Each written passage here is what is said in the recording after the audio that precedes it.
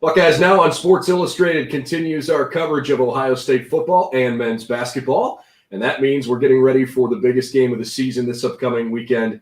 It's tomorrow as we shoot this live now, a Sunday tilt between Ohio State and Michigan, a top-5 meeting that perhaps at the beginning of the season we didn't quite expect was going to quite shake out that way, but Ohio State's had a great season. Michigan has certainly played well.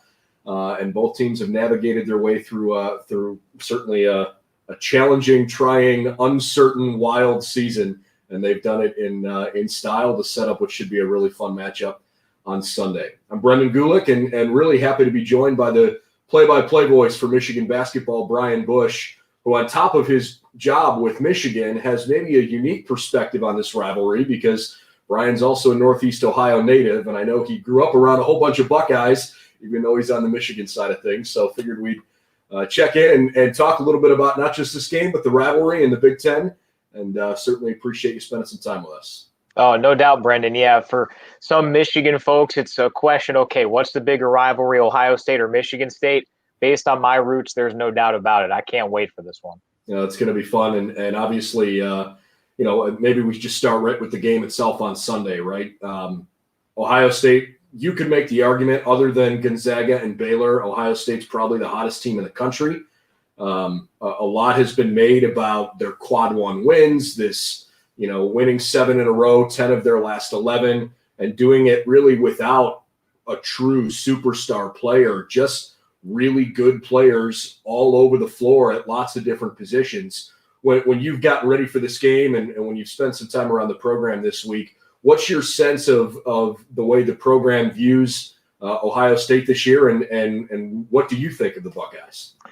I mean, they're really impressive. I think if you rewind back to what people thought about the Big Ten, we all thought it was going to be deep. We all thought there were going to be some national championship contenders, and I don't think a whole lot of people had both Michigan and Ohio State as some of those, two options atop the league. We all knew Iowa was going to be lethal offensively. You wondered how much defense they could bring. We all knew Illinois with that two-man combo of Kofi Cockburn and Ayo Dosunmu. You knew they were going to be good. Wisconsin with, a team that's so veteran. You could call them old, really. I mean, they've got so many guys with experience. Michigan and Ohio State, at least externally, felt like maybe a second-tier team, but both have played so well. And, I mean, to me, I think it starts on the Ohio State side of, in watching them during Michigan's pause and even before that. I mean, E.J. Liddell, the step that he has taken here this season, he is, I think, a star. Maybe he's not, a Big Ten Player of the Year candidate. I don't think that's necessarily his fault, just like I would say about both Hunter Dickinson and now coming on as of late Isaiah Livers on the Michigan side.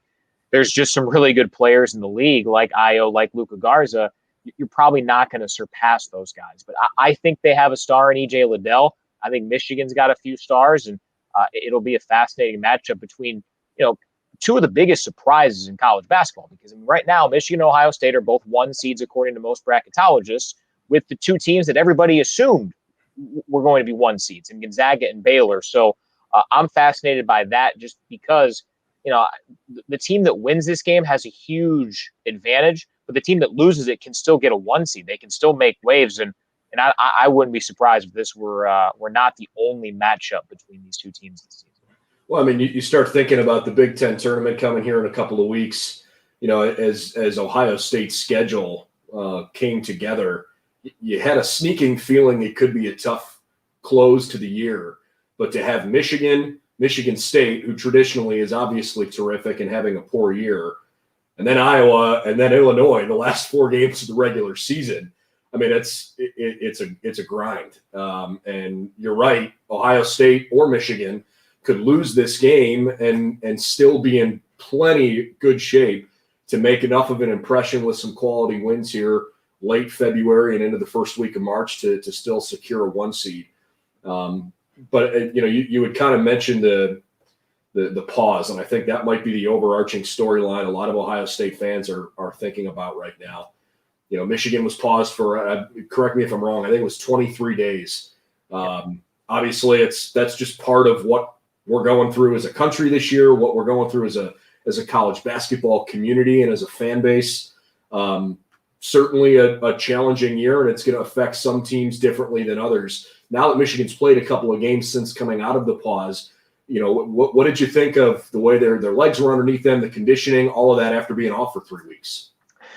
I mean, what we've seen is not a full 40-minute performance, but we have seen extended periods where Michigan got back to that point that they were playing before the pause. And that's your biggest fear in all of this. This was a unique pause for Michigan because there were no positives within the men's basketball program. There were no positives within either basketball program. This was the UK variant making its way into the athletic department in some other sports.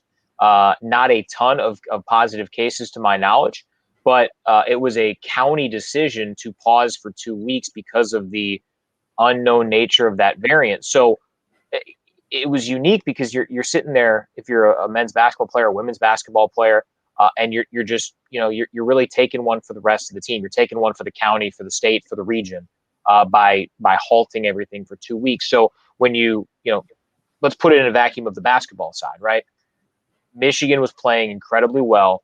They had not had many issues when it came to the schedule and rescheduling and anything along those lines. And then you just pause and you're playing so well. You just hope to recapture it. It's not going to come right away, but the form we saw from Michigan in its debut against Wisconsin and Madison, that second half was as good of a half as they've played all season.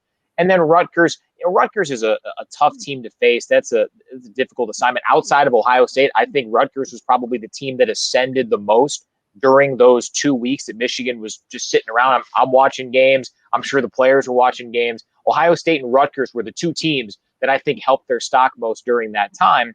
And for a while, Michigan played really well in that game. They have not put together 40 full minutes in those two games yet, but we see those glimpses and even some extended period of time where Michigan has gotten back to where they were before the pause.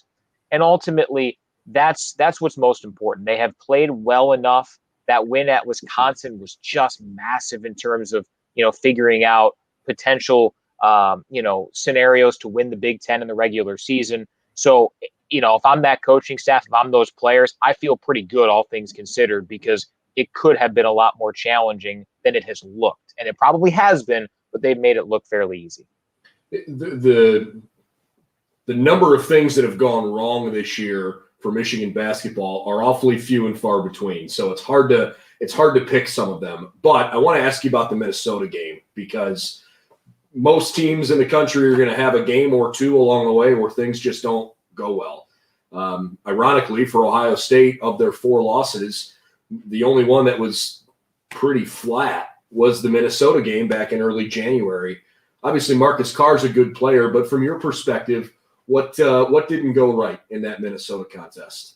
Well, first, the context of it, and again, I mean, this is not something that the players would use it as an excuse, but Michigan was without Eli Brooks, and I say that just he's not the guy that jumps off the page statistically. But I give you this example from last Sunday against Wisconsin to show you the meaning and the value of Eli Brooks on the floor. Against Wisconsin, he was 2 of 11. That was his worst shooting game since the non-conference last season.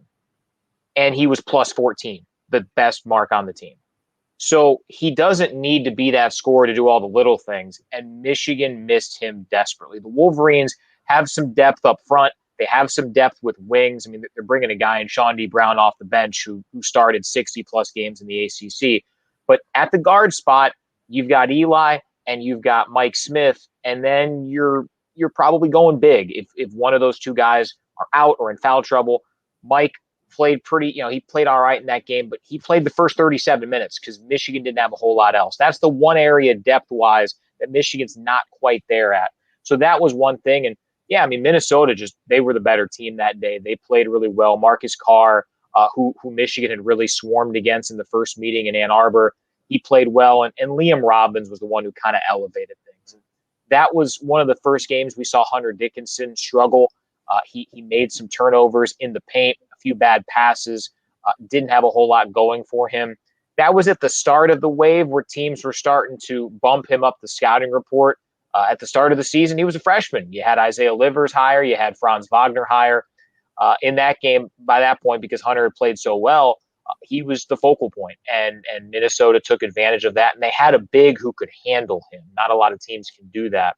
So I think that was kind of the totality of the situation. You're going to run into those, especially in this league. I mean, this is a tough place to play. This is a tough league to play in, and Michigan was without a player, couldn't quite combat it well. And you tip your cap to Minnesota. They're as wild of a swing team as you're going to see in this league. They have the upside to beat anybody, and they have the downside to beat anybody or to lose to anybody too. This league's been so much fun to follow this year because of the quality depth. Perhaps maybe the Big 12 has, at least a handful of teams that could maybe give the Big Ten a run for that title this year. But I think the Big Ten has been the best conference in the country because the teams that are sitting in the middle of the Big Ten are very capable of beating the teams at the top half of the league. Penn State's a great example of it. Ohio State's played Penn State twice, and both times, I think I wrote the other night, it's felt more like a root canal than a trip to Disney World. I mean, it's just like there's nothing easy about Ohio State playing Penn State in basketball, and you just don't really have a day off in the league this year. So to put together a good record certainly is a tip of the cap. But it begs an interesting question that Chris Holtman's been asked a few times in press conferences lately, and he has politely dodged them. And frankly, I believe what he said, and that he's basically said, I haven't asked, I don't care yet. Michigan has played several fewer games than Ohio State and Illinois, and there's not going to be a time, to make up all of them. So I'm curious from someone who's on the other side, where do you guys stand with the whole idea of, number of games you think you should have to play in order to be the regular season champion and, potentially secure the number one seed in the tournament? Yeah, I mean, I think we knew coming into this season that, things were going to be unique. There were going to be teams that sat there at the end of the season and didn't have those 20 games. If you thought we were getting in 140 Big Ten games this season, I mean, I love your optimism. I really do. I don't think that was ever truly going to happen. The news came out on Friday night that Michigan will make up the Illinois game. Michigan will make up its second Michigan State game, which, those were the two of the five that Michigan lost that fans up here wanted to get in. Of course, you want to play Michigan State both in both arenas, and the one that got postponed was the one in Ann Arbor. And then, you want to play Illinois. You want to play the best in this league. So the 3 game, if Michigan finishes the 17 that they have scheduled, they will have missed a home game against Indiana and road games at Northwestern and Penn State. Of course, all 3 of those teams can beat you. To your point about Penn State, that was Michigan's Big Ten opener, and it did feel like a root canal. I think it was 62-58, just a slugfest, an ugly game, and Michigan pulled it out late. If Michigan goes and wins the Big Ten with these 17 games, I don't know how you can really look at it and put an asterisk by it if you get it. Now, if they happen to lose to both, say to Ohio State, Iowa, and Illinois, and then still win, I don't know how that would work. But okay, maybe you can talk me into that. But if Michigan goes out and wins 1 or 2 of those 3 games and takes care of the rest of them, I think they're a worthy champion. There's no question. It was talked about a lot in football about, Ohio State in the Big Ten championship. And, of course, there were some Michigan fans who thought that wasn't quite right. But you have to adjust and adapt and do what's best in this spot. 17 games, if you've got the better win percentage and you played everybody, I mean, who the heck knows how this is going to break down at the end. And that's why, I understand the questions about the Big Ten tournament, but you got another crack in the Big Ten tournament to win yourself a championship and get yourself a banner. And I think that there are several teams, both of the teams playing on Sunday included, who have aspirations to maybe get a ring come March and early April as well. So I'm all for it. I'd say it if it were Michigan playing 17, Ohio State playing 17, you have the best win percentage in this league and you get every game in. I mean, you're a worthy champion. And I don't want to talk this into existence, but we don't know that the final 3 weeks are all going to get in. What happens if there's a pause in the final week? There will be teams that miss games that you can't reschedule, which I think goes back to one of the questions I had at the start of the season. Why were games backlogged to the very end of the season? Michigan plays Michigan State and East Lansing on the very last possible day of the regular season. There is no margin for error for that game. I thought that was a mistake. We saw that play out in football. Teams that had that bye week at the back end really helped. That was a difficult situation for the Big Ten. I think that was an over. I mean, Michigan played one game from December 14th to December 30th. There could have been more games that got in there to give yourself more room on the back end. But hey, we've got college basketball. Yeah. I mean, but I don't know about you, but I've felt that, man, every game this season is bonus. It helps that they're winning, of course. And I'm sure Ohio State fans feel the same way.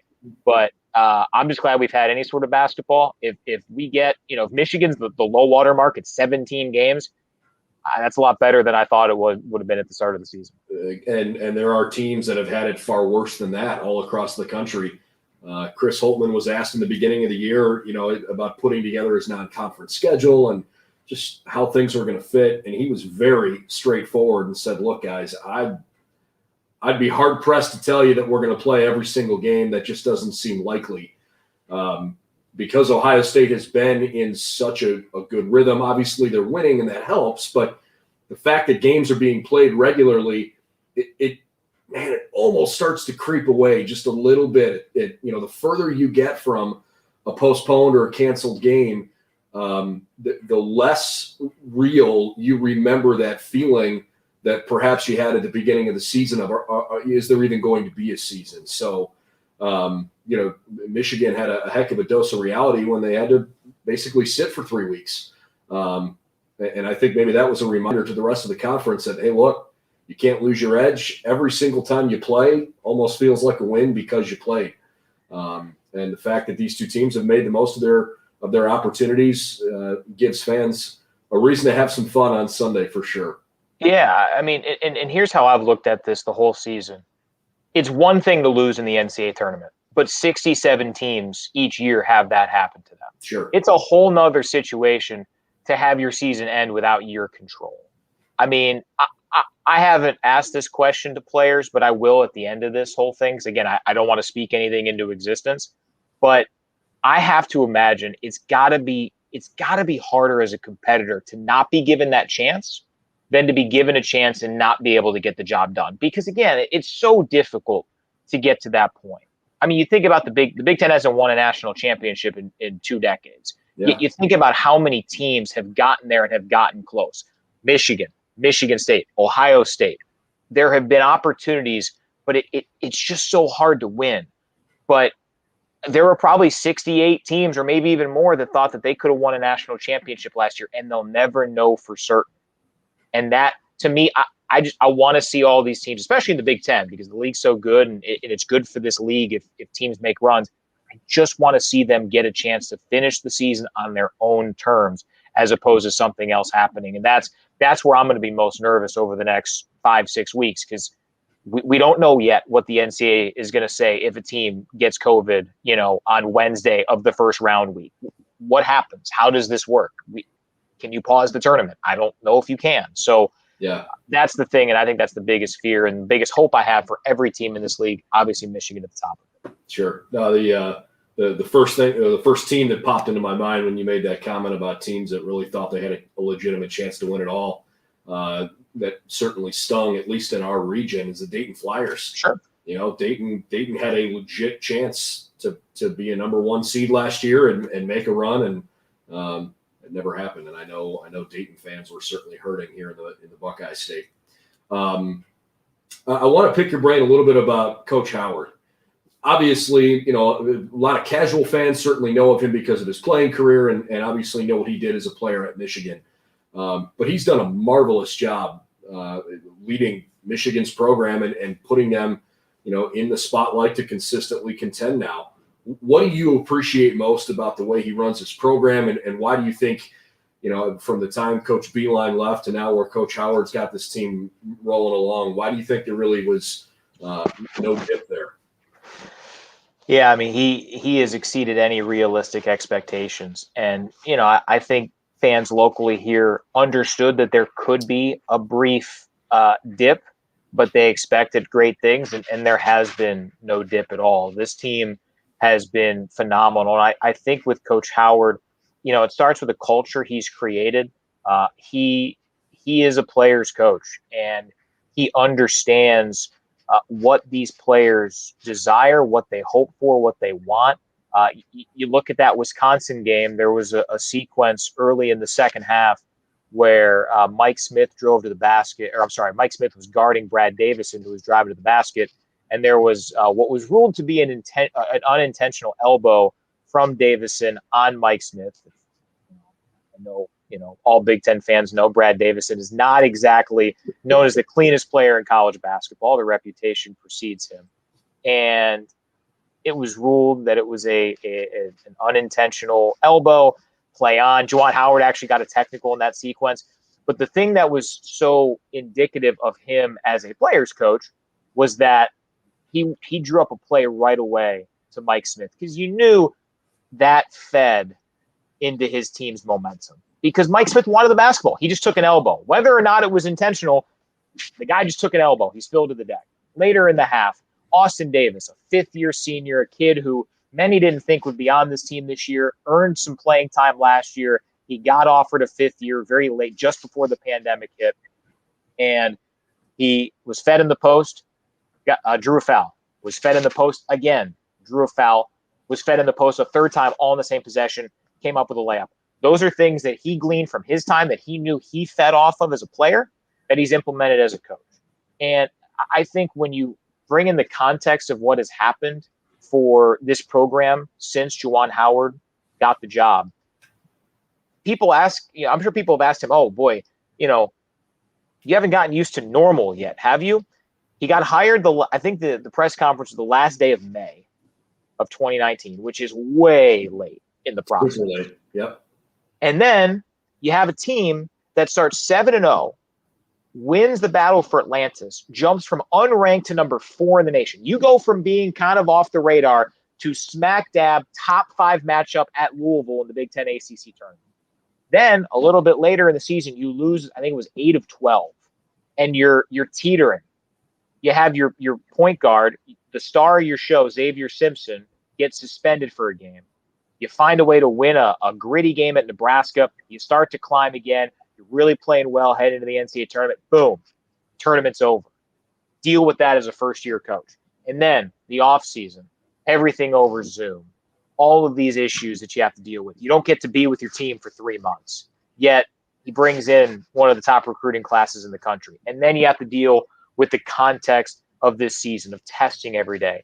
Michigan has done a tremendous job. There are very few people in the program who have tested positive. Now, I'm not saying that people who do it right don't get it and the people who do it wrong get it. That's not how it works. But Michigan has handled it about as well as a team has in college basketball. When you bring all that to the forefront, I mean, that's a hard hand to be dealt. He has not been a normal college basketball coach because there hasn't been any normal for him since he's gotten here. And when you consider first-time head coach, hadn't been in the college game since playing on the Michigan Wolverines in the 90s, and doing all this, I mean, it's fascinating. And I mean, he's right at the top of the list of Coach of the Year nationally, along with Chris Holtmann, of course. This game Sunday might be a nice little resume builder for whoever potentially gets that.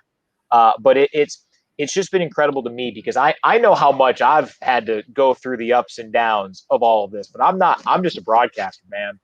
He's the head coach of a Division I, a big time program.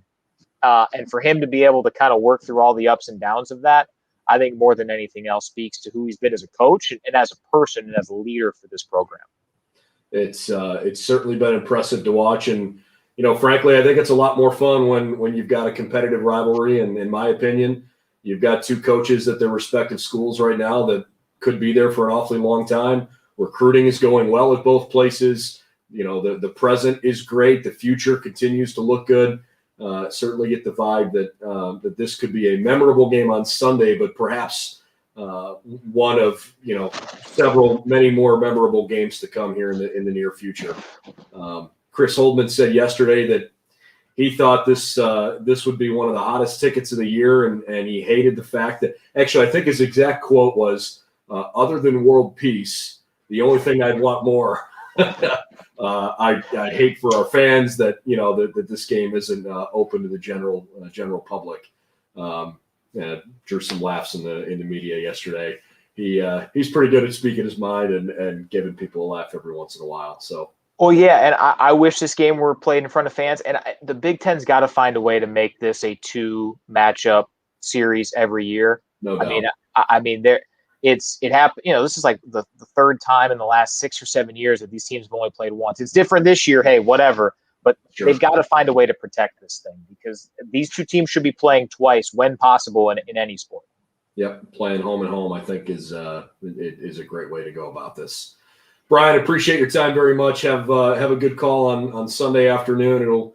I think it's a national game of the week. I'm not sure anybody else would argue with it, but I'll let others weigh in on that. Certainly should be fun.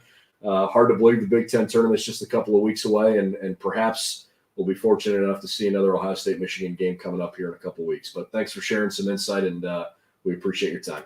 You got it, Brennan. Go Blue. Can't let you end on that.